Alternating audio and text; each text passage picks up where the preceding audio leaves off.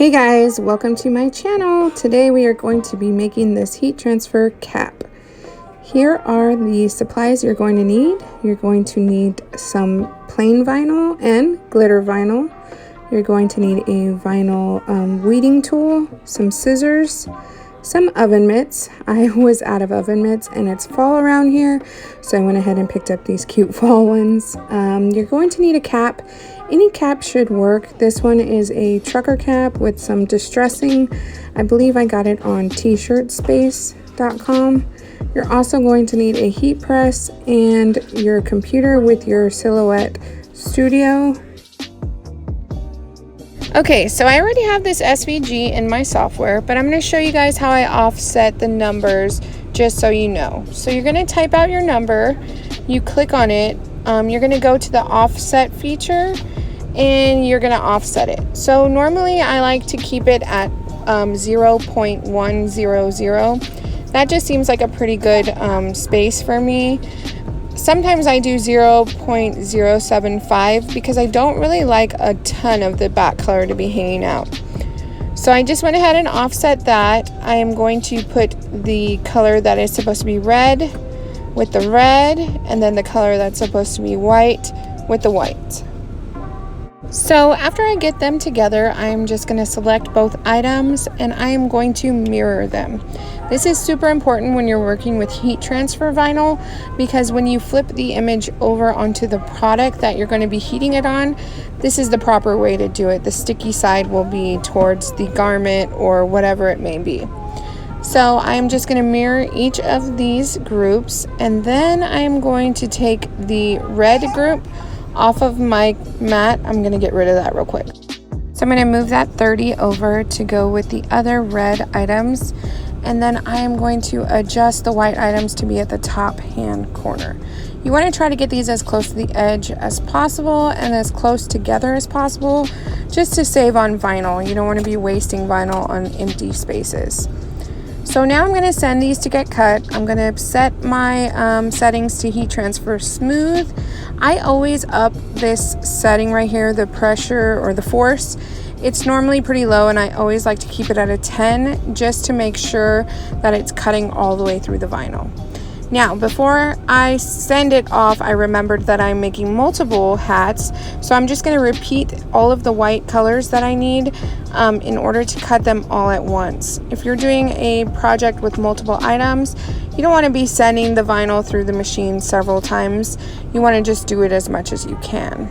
You want to do it all at one time, sorry. So I'm going to flip these numbers over and adjust them to the other numbers that I need for the cap. And then I am going to offset them again, and then just put the red items with the red and the white items with the white.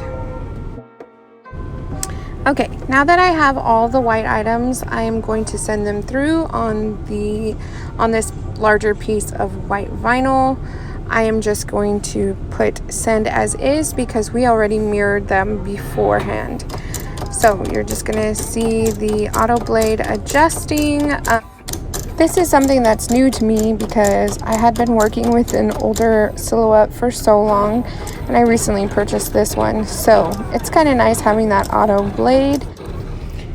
After the white is done cutting, I am going to move on to the red. Now the red is on glitter, so I need to change this setting to heat transfer glitter. And whenever you do glitter, it already has the maximum force, so obviously I just leave it that way. And I am going to show you guys, let's see. So with all vinyl, if you're working with heat transfer for the first time, you always want to have the shiny side down. You're going to be cutting on the back side of the material. So once again, I'm going to send that as is because we already mirrored it and we don't have to worry about doing that anymore.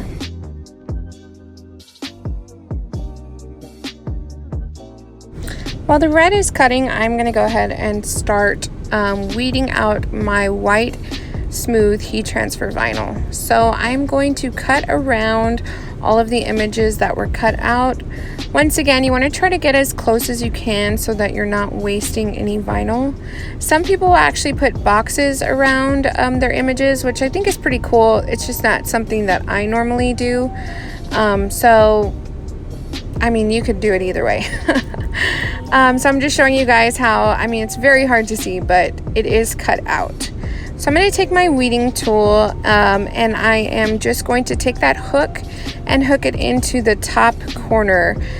This is going to help me get it started. You'll see that it just kind of hooks into the vinyl, and your vinyl should just, you're going to, what is it called? Reverse weed, or what's it called? I don't know what I'm talking about. But you're pretty much just going to take off all the excess vinyl that is not part of your image. Once you have all of that, like the surrounding vinyl out, you're going to go in with your weeding tool and just take out, make sure you get all the little dots and all the little pieces of vinyl that are in between that you have to pretty much pick out. Now you'll see me throw it down. I have a small trash can right on the side of me, and I put it to where I can literally just drop it down and it falls into the trash can. This helps with like cleanup afterwards. You don't have to be, you know, getting all the vinyl up off the floor. So this is our finished product, and now we're gonna start the fun part. Okay, so I'm going to start out by removing all of the tags and stickers and just things that may get like melted on. So I actually stepped away because I realized that I needed to know which side to put the number on. I had made this hat earlier, and honestly I had messed up and put the number on the other side. I prefer it on this side, and I'm going to tell you it's like for taking selfies, LOL. But I really do like it on that side because I feel like it's where the letters start, like the F and the M for football mom are on that side. So I just feel like the number should be on that side. I don't know. That's just my theory. So I'm going to I'm going to put on an oven mitt. This is just to protect your hand from the heat press. And then I'm going to place the number on the bottom of the brim. I'm just going to kind of position it to where it's not too close to the edge, but it's just, you know, in the corner. All right, so after I get that number in the corner, I'm going to take my protective sheet that is required for when you are heat transferring things with the heat press. And I'm going to position that onto the hat and just kind of squeeze it on there to make sure that it is covering all of the vinyl, but tight enough to where I can see what's going on. I found a different method at the very end of this video. It took me 3 hats in to figure out an easier method, but I am going to show you guys this way because this did still work. It's just that I feel like my method at the end is better, but that's just showing you that you kind of live and learn and figure things out as you go. So I'm going to press this up against the top of my heat press. So that's where the heat is coming from. And the same way you normally do the heat press for 15 seconds, I'm just going to count to 15 and then roll it to a different side to try to make sure that I'm getting each area of the vinyl. You can see here where this is my view, and I'm able to see whether I am pressing it in the correct area or not. That's the most important thing when doing a cap, is making sure you're getting all the corners pressed up against the heat press. If it is pressed correctly, it'll kind of look like this. You can see where it's stuck to the hat, and then when you pull away, you'll notice that, let's see, this is actually me showing you guys when you know you have to keep pressing. See how it's coming up and it shouldn't be? So now I know that I need to go around all the corners and make sure that I am really pressing it up against all of the corners. You cannot, well, I wouldn't say you can't overheat it, but I would rather be safe than sorry. I just kind of did every so often, like every millimeter, I was like pressing it up for 15 seconds, then rotating it, then pressing it up for 15 seconds, just to make sure I was heating up all of the edges so that it wouldn't peel up. And then you'll notice that it just came right off. Okay, so next up I'm going to show you guys how I figured out the spacing. On this hat there are 2 dots at the top. They're like the breather holes that come on most caps. So I am going to make sure that my image is 1 fingerprint or finger length away from the dots at the top and 1 finger length away from the brim at the bottom. This just helps to center your item.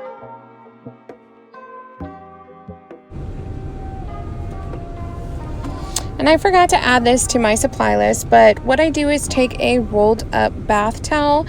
I'm just going to stick that into the hat. This kind of mimics how the hat fits on your head. And then the towel is great with the heat press because it helps to hold that heat in. If you go back a little bit, you'll see that I'm squeezing the back of the cap against the hat just to make sure that it's tight against the hat, and it helps to keep the image to lay flat. I wish I would have gotten like a longer clip of that, but you can just see that I'm like squeezing it back. So again, I'm going to be doing my 15-second intervals and then rotating. This is my view, so I can kind of see where it's sticking and not sticking, and I'll know where I need to kind of make sure that I hit each spot so that my corners don't lift. Same thing with the brim. You just really want to take your time and make sure you're kind of doing millimeter by millimeter up against that heat press, just to make sure that your image is secured and is not going to lift or peel. You can see on this edge, it's already, the transfer sheet is already coming up. That's a really good sign. That means that your material is actually going to stick to your hat. So you see here, I'm able to peel it up because I really took my time and made sure that it was sticking to the cap. I just want to take a second to say that my toddler is in the room with me. So if you hear any background noise, that is what it is. But right now I am just going to make sure that this image is really secured without the carrier sheet. So I just do kind of another round of pressing it on. Next up is the glitter. So I am just going to make sure that that is completely centered, and then I'm going to squeeze that transfer sheet on there, kind of holding that glitter in place. And once again, I'm just going to press that up against the heat press. I did notice, and I do notice most times, the glitter tends to stick a little bit better than the smooth. I don't know if it just has like a better adhesive or what, but I really like the way the glitter sticks onto these caps. I always do like a smooth base with a glitter. One thing that I've always been told is glitter is sort of a topper. You don't want to layer glitter unless you're gonna subtract the glitter that's behind it, because if you try to layer it together, the other glitter will peel.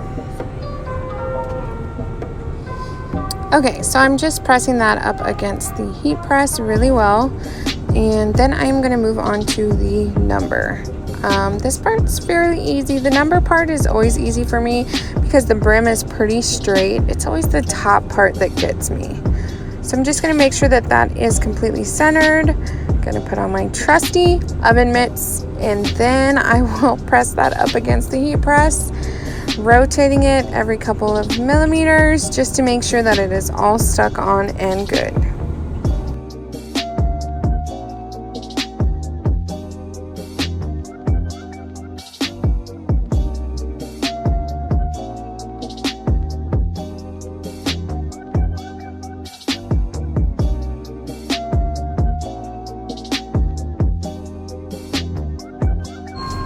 Once again, I want to show you guys that it's not always going to be perfect. When you have an error like that, you just want to stick the transfer sheet back onto the cap and repress it. Do not continue to peel that up because you will end up messing up your image, whatever it may be. So you just want to press it all back down. Just kidding, not ready to peel it up. And then you're going to repress it and it should peel up later. Aha, here is my simple hack that I could have been doing this entire video. So you're just gonna lay that the protective sheet over your heat press. That way you're not having to hold it. This was a game changer for me. It just really helped me to free up my hands, and I'm able to just press this against that sheet without having to worry about keeping the sheet in place. That was what was getting to me. So this just helped me to have, like I said, more free range and able to adjust as I need to and not have to worry about that protective sheet. So I would definitely suggest doing this. Like I said, it was definitely a game changer.